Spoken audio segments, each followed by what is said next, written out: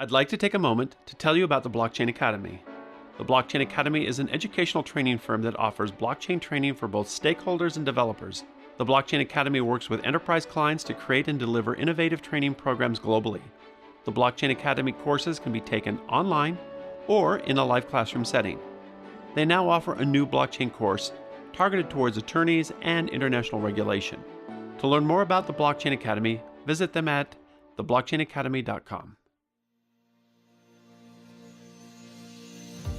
This is the Blockchain 360 podcast.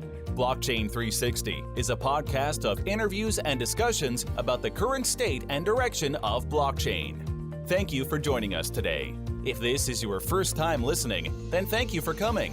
The Blockchain 360 podcast is produced weekly for your enjoyment, and show notes are found at our website, blockchain360.co. Come back often and feel free to add the podcast to your favorite RSS feed or iTunes. You can also follow us on Twitter at Blockchain360. All links discussed today are included in the show notes.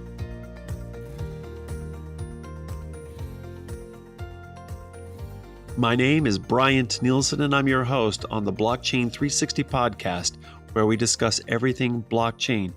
My guest today is Portia Mills. Portia has over a decade of driving growth for technology companies in a variety of sectors, including blockchain, aviation, aerospace, risk management, security, artificial intelligence, and oil and gas. She is a dual American-Canadian citizen. Portia was born and raised in Washington, D.C., is multilingual, and holds a BA from Cornell University. Prior to receiving her master's in economics and international relationships from Johns Hopkins University, she lived and worked in Haiti, where she saw how access to mobile phones, satellite, internet, solar power, and other powerful technologies transformed and improved lives. Today, Portia heads the marketing for Netvote, an open source, interoperable blockchain protocol designed to drive new and better ways to running elections worldwide. Portia, welcome to the Blockchain 360. So I really am interested in what you're doing. So you're from a firm that's called Netvote. How is it that Netvote project, how did it come into being? So first of all, thank you for having me. And the Netvote project came into being because our founder, Jonathan Alexander, was fascinated by the apathy and just lack of participation in elections, in public elections here in the United States. And being a problem solver, he started to think about blockchain as being uniquely suited to solve some of the voting problems that he was witnessing. And of course, you add on to that the security challenges and the cost, particularly the cost of electronic voting systems and of doing an audit when you're either dealing with a combination of electronic and paper. He just sort of started noodling around how blockchain could solve some of those issues. And when he teamed up with Steve Gantz, whose background is in security, enterprise security software, and personally has quite a bit of international experience, having grown up all over the world, this sort of concept of a universal voting platform built in blockchain was born. That is really cool. So from a background standpoint, and so the idea of understanding what motivates him to move it from a paper-based or a combination, that hybrid model of electronic to and paper to blockchain, how are they overcoming some of that issue? I mean, do you anticipate having then just electronic items in front of you so that you have that? I mean, like an iPad or some tablet, so that people can go in and just vote based off of that? And is that going to just be recording to the blockchain? And how are you actually managing then the issues with regards to getting the paper votes into the blockchain solution that you guys are providing? Okay, so I'm going to restate the question so I make sure I understand it and answer it properly. But so you're asking what voting would look like if Netvote were applied to an election scenario. Is that correct? That's perfectly restated. Okay. So honestly, there are so many different types of elections, and there's so many different ways of casting a ballot, even today. So it really depends on what the election administrators already have in place. It also depends on what the requirements are of that particular voting ecosystem. Right.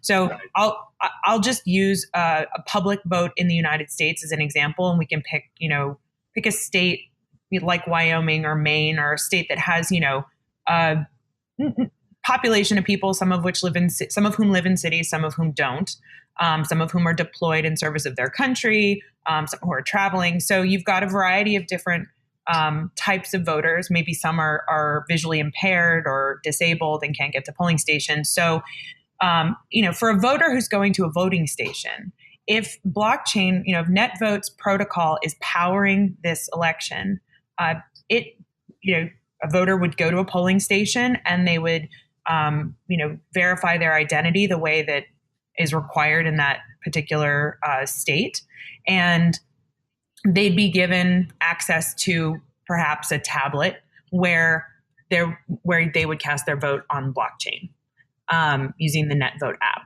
Now, for voters who want to vote remotely, they'd maybe do the same thing and have their identity validated a different way, perhaps through electronic identification system, and they would cast their ballot on blockchain using their own personal device. And in terms of security, you might wrap a little bit more security around those types of scenarios.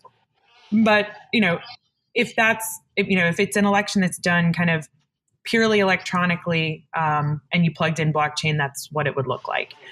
Now, if you did want a hybrid model and you had a election administrator who felt more comfortable having sort of two different forms of validating the vote, you might have a scenario where there's a paper ballot with a QR code, and the voter scans that and kind of authenticates and validates their vote on the blockchain. Okay, so stepping back and understanding this. Obviously, there's a problem with how voting is done. And voting is just not public elections, it's corporate. How many votes, by the way, are cast every hour globally? So I did a little exercise, actually, and I wanted to find out, right? Because voting happens infrequently, and it's not something that everybody's doing all the time, every day. They're not even answering polls on a regular basis. So I looked at the entire world and every voting ecosystem. So from a high level, corporate, public, and non-governmental. And obviously, I had to sort of dig around for some data, but most of the information's out there. And I figured it was about 3 billion ballots cast per year on average, which is roughly 350,000 ballots cast every hour. That's just a huge, on average, huge number. all over the world. Yeah, it is a huge number. And that's amazingly not even full capacity. So there are more eligible voters in voting ecosystems that just don't participate, either due to disenfranchisement or apathy. So there's a capacity at the current rate of elections for there to be 15 billion ballots cast per year. So five times the number if we don't change the frequency. Right. But I think if you lower cost and you increase security, and in some of these voting ecosystems, if you encourage people to vote through voter incentives, not necessarily in public elections, but in other scenarios, you could actually increase the frequency. And I think if you did that, you'd end up with more like 75 billion ballots cast per year. Apathy and access seems to be a huge part of the problem with voting. Now, that is only part of it. And in terms of getting people to vote. And these are, generally we're talking about this from a public standpoint, governmental elections, things like that, initiatives and the like. The question, though, is that how are there other problems that surround voting? There's so many, every corporation has voting as part of its standard corporate actions. Every time that there is a board meeting, there's voting on that micro level. There's investor voting. I mean, voting takes on so much more. I mean, why is blockchain really the solution or a potential solution for solving some of this problem?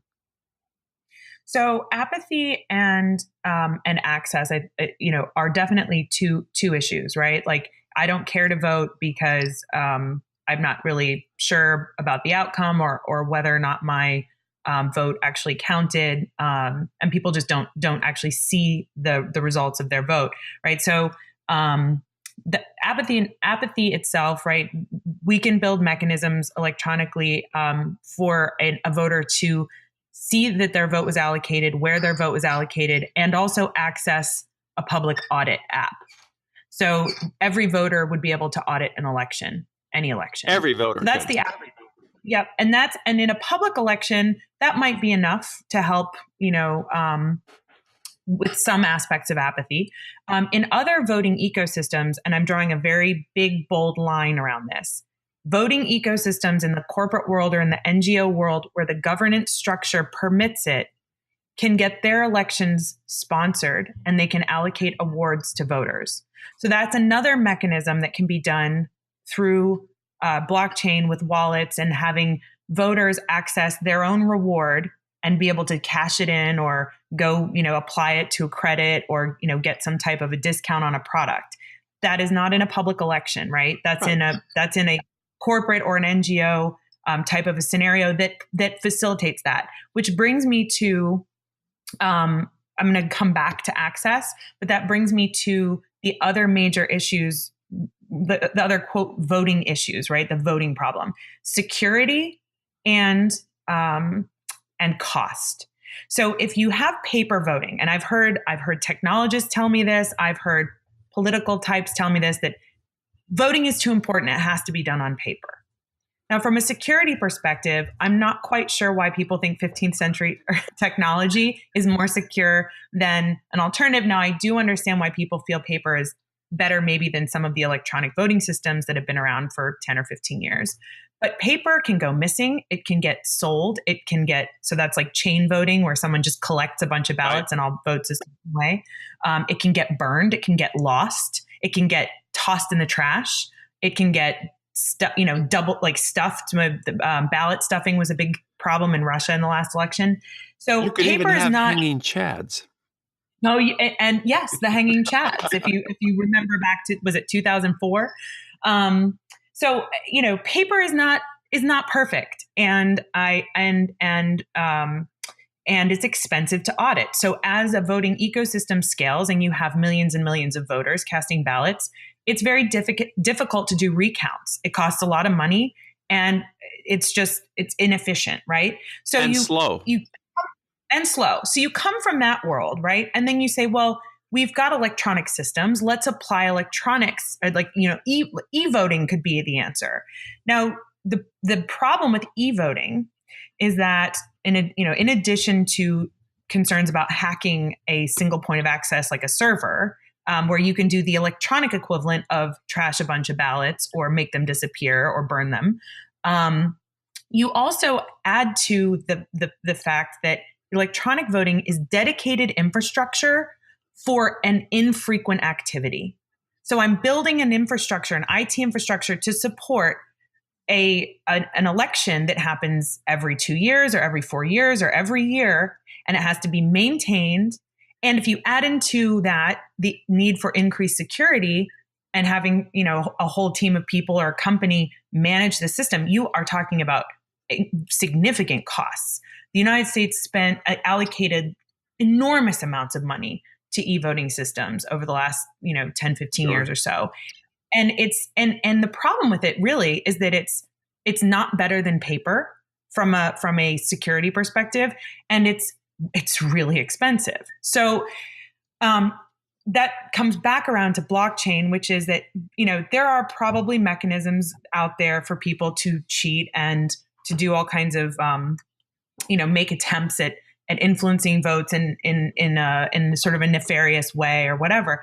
But this is now a modern solution that meets and matches the voting problem because it's dealing with we just talked about the number of ballots cast in the world in a year. We're talking about an economy of scale. And if you decrease apathy and you decrease cost and you increase security, you are going to drive up participation, and you have to have a system that can support that.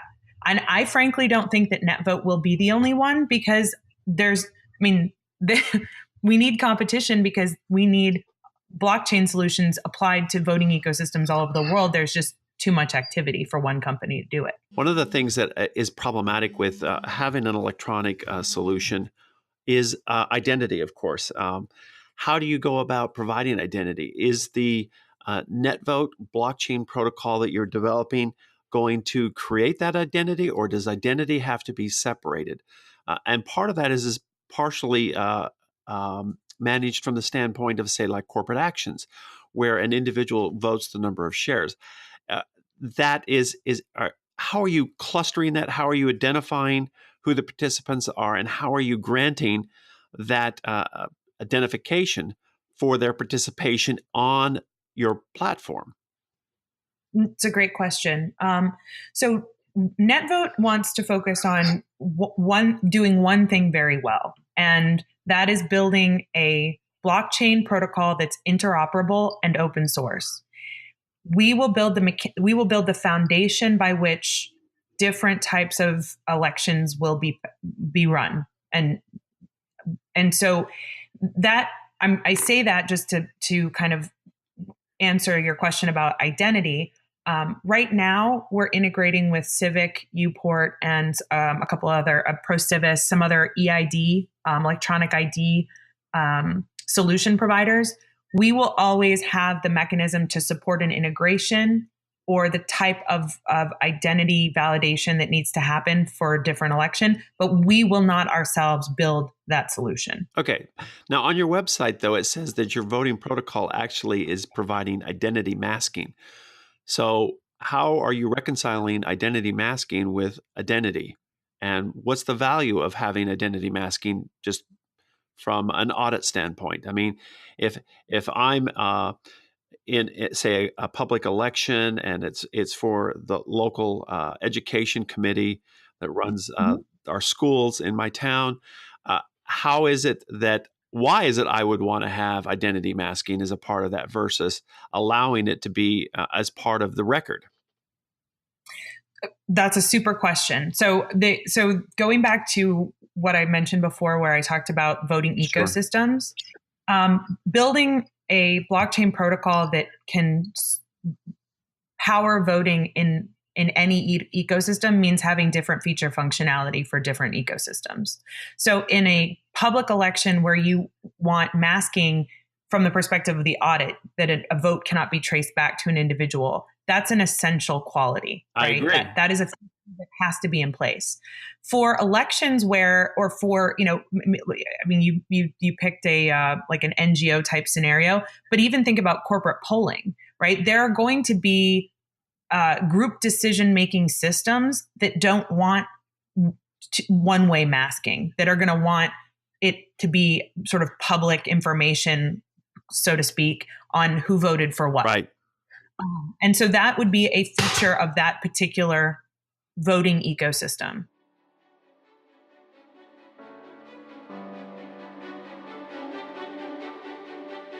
I'd like to take a moment to thank our sponsor, the Blockchain Academy. The Blockchain Academy is an educational training firm that offers blockchain training for developers and stakeholders. The Blockchain Academy works with enterprise clients to create and deliver custom, innovative training programs globally.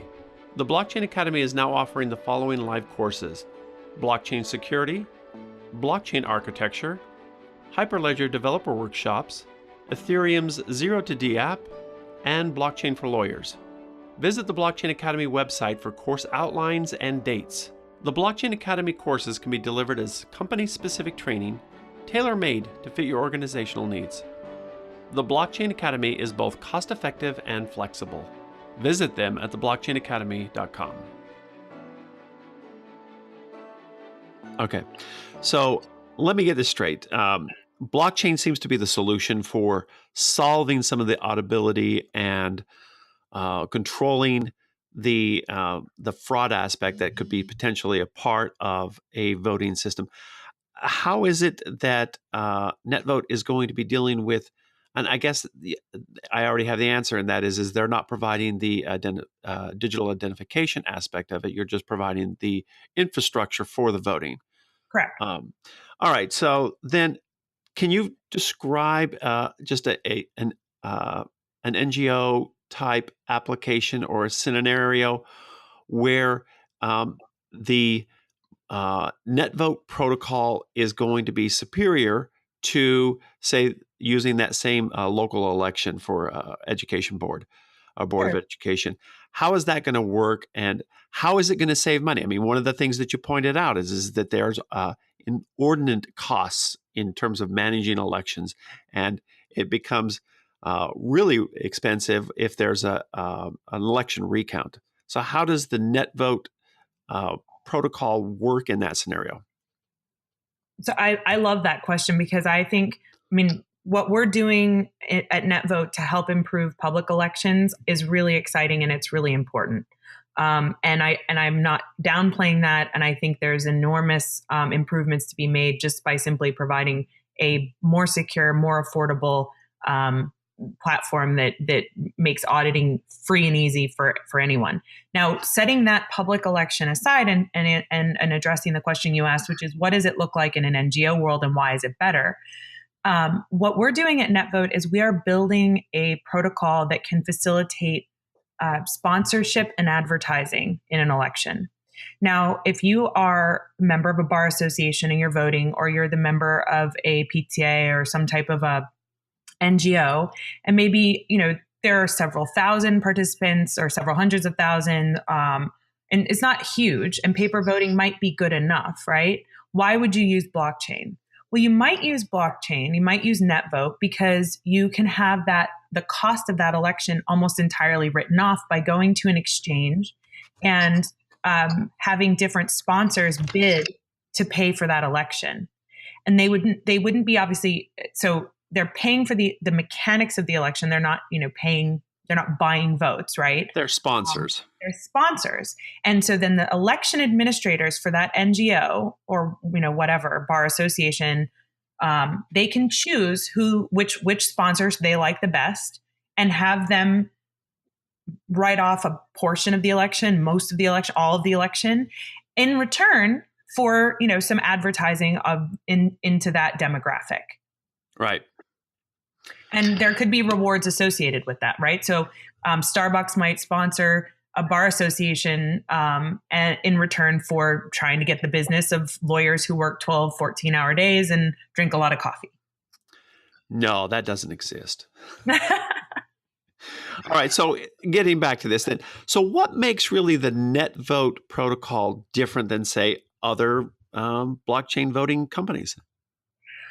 What is that unique selling proposition that elevates you above that competition? Open source and interoperable. We're if you're familiar with Linux and Red Hat as a sort of business model, sure.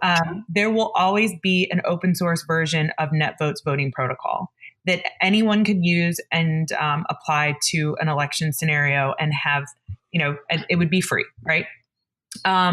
Wait, while you're on that, is your platform protocol specific? Is this an Ethereum protocol, or can it be on any blockchain? Say an unknown blockchain hasn't been developed as of today or hasn't been announced. Will the Netvote protocol be able to be on that blockchain? So that's exactly where we're going, right? The open source blockchain, it's open source today, right? So the open source protocol is currently built to support Ethereum. We will be building it to support our chain next, and there will be, development priorities that the dev team will execute over time as we see different strengths and weaknesses emerge in the different blockchain protocols that are already out there. We also think it's important to be interoperable because there may be elections that prefer to have proprietary blockchain. As far as I know, many of our competition, other blockchain voting companies out there. Many of them are building proprietary blockchain protocol.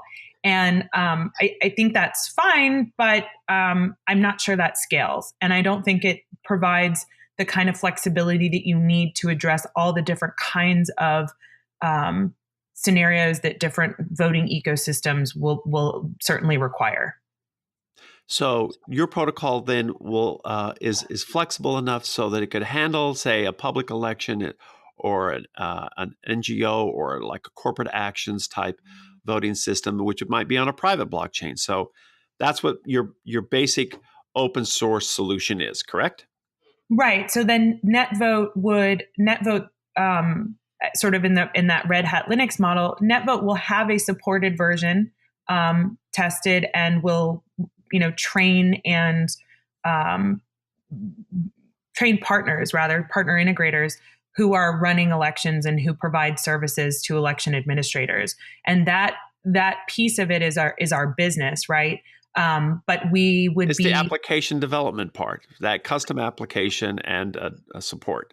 Correct. And so that would be a scenario where maybe a partner of ours would say, okay, we've got this election that we're running and our client wants this run on Ethereum, or our client says, absolutely not, we need this on a proprietary blockchain. It can't be on an open blockchain. So the Netvote protocol will support that type of interoperability where we can go from one blockchain to another, depending on the requirements of our users.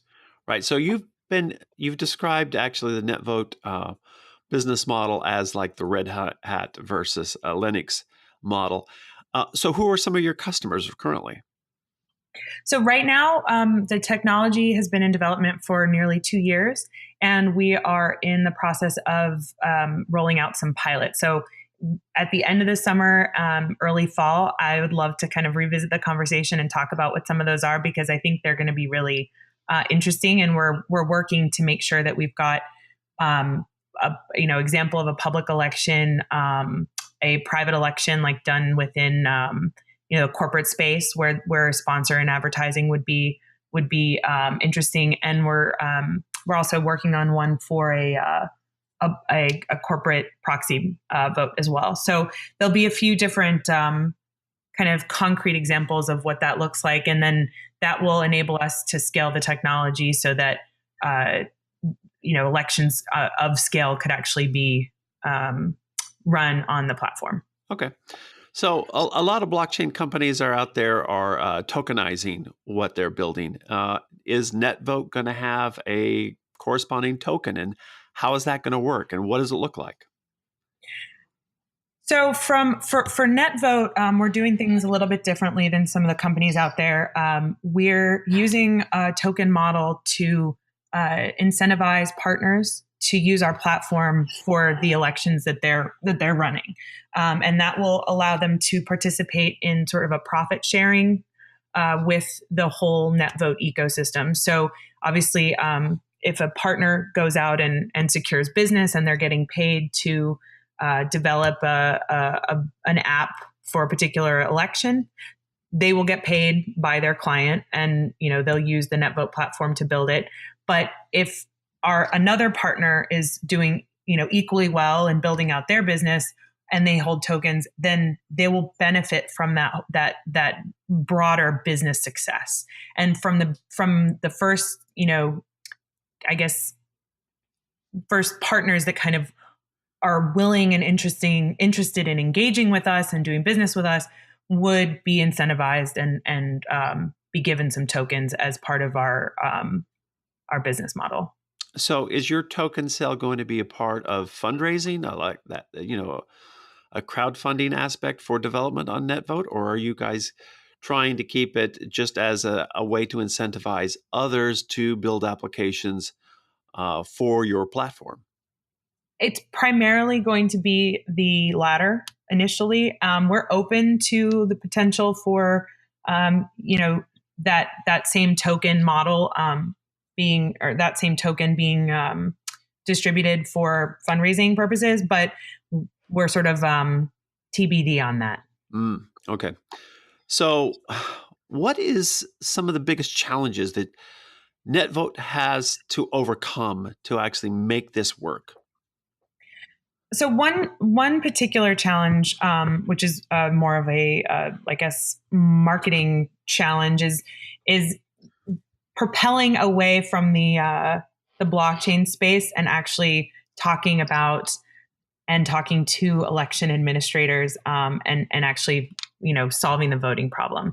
I think Right. there's a lot of buzz, and rightly so, about blockchain and cryptocurrency, and honestly, a lot of that doesn't really help. It doesn't help Netvote do what Netvote wants to do, which is solve the voting problem, not be the next, cuddly kittens. Cuddly kittens. I like that. It's a new way to think of crypto kittens in a new way. Yeah, exactly. All right. So, what are some of the ways that you think that blockchain is going to change the way elections are run? I mean, part of the problem is that blockchain at least manages the transaction aspect of it. But like here in the United States, we have this ongoing dialogue about voter fraud and things like that. And obviously, some of it, as you've pointed out, can be attributed to say having a stack of paper ballots and then just marking them up. I mean, to me, part of this problem is the identification aspect of it.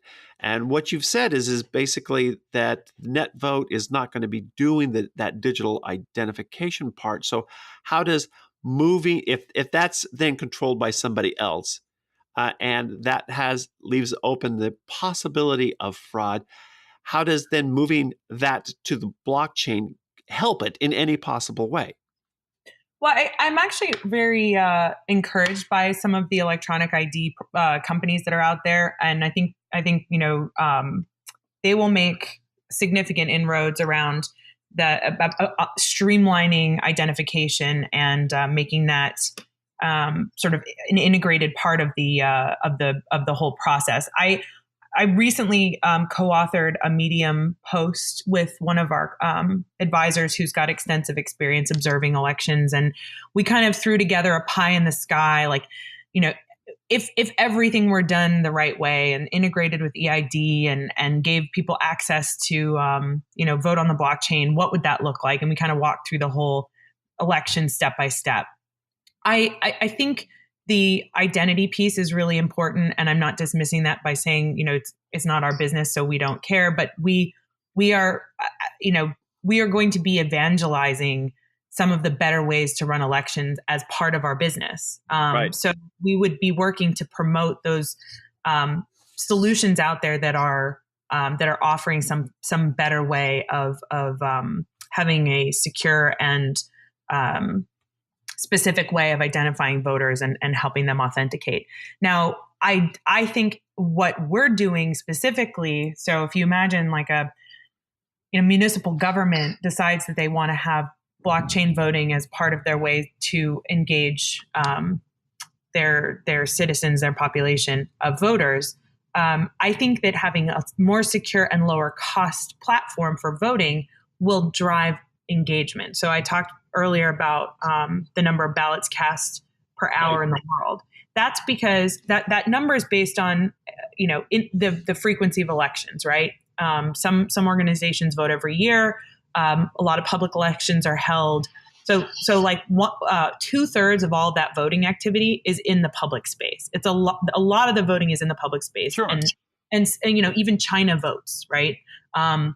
They don't have a representative government, but they hold elections and there is voting. Well, India does have a representative government and they hold voting too. I mean, and it's a great point, and they had very high levels of participation the last election they held. One of our advisors was there observing that. He said it was astronomical levels of participation.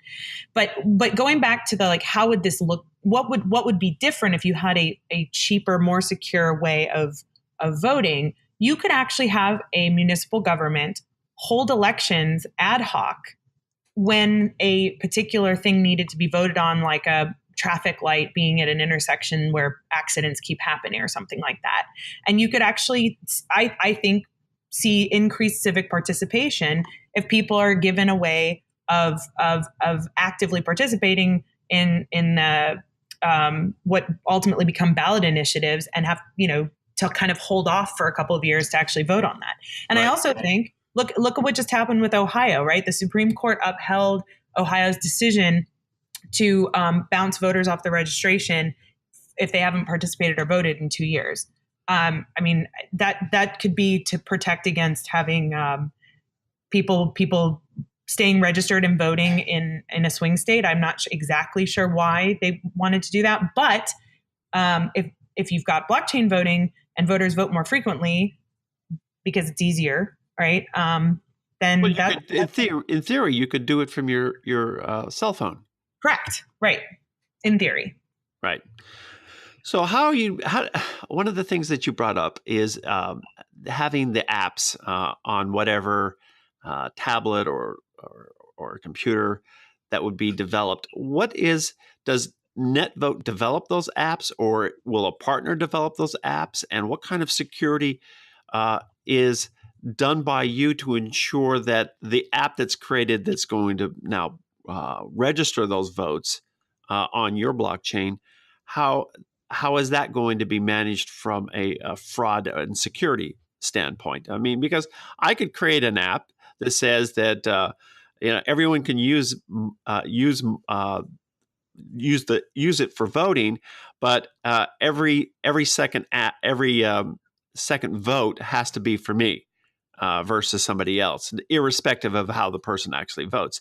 So then recording that to your blockchain, there's no security or additional validation that's a part of that. So are you also going to be providing some of the auditing for some of the apps that are created for your platform?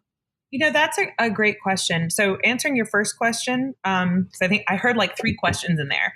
I'm sorry, I run on when I start to think. No, but they were all really good. So the first one was, are we going to be developing the apps ourselves? And the answer is probably we'll have some.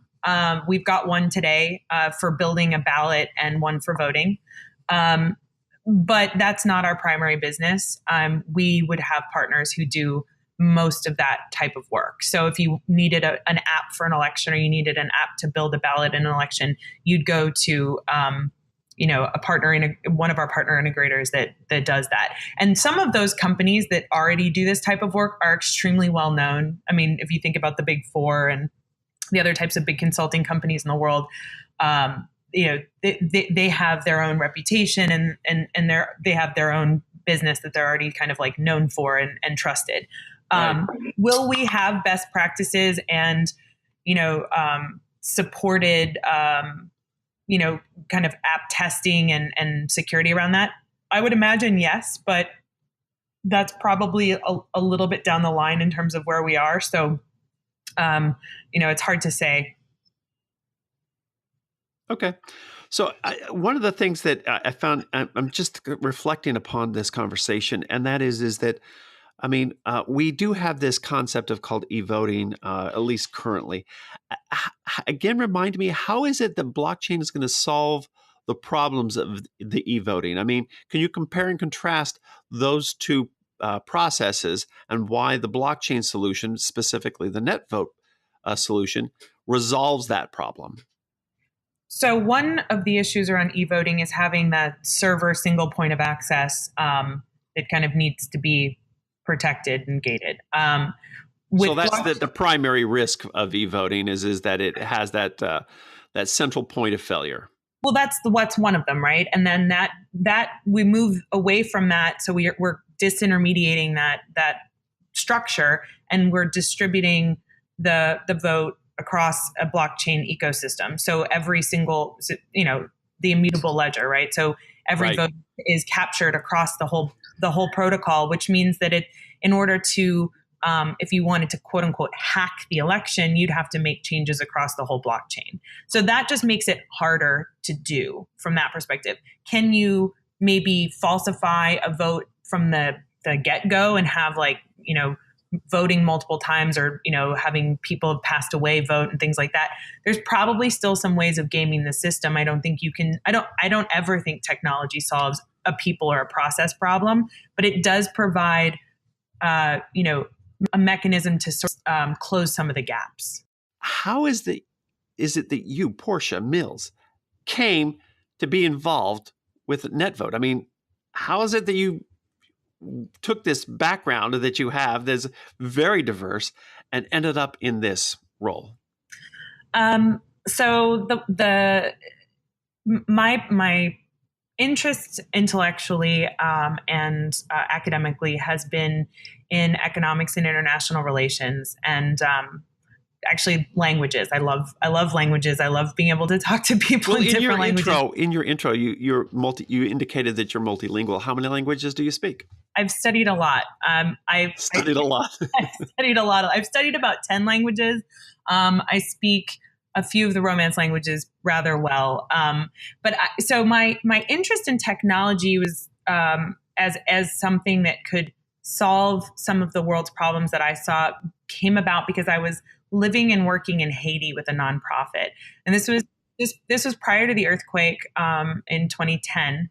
But I was with an NGO, and there's a lot of really wonderful people and organizations that are out there that are trying to solve poverty and feed people and educate people and clean their water. And those are all really important things to be doing. But I was personally struck by the way that cell phones or access to light or solar power, all these post-industrial technological evolutions had really profoundly changed people's lives, and in positive ways, right?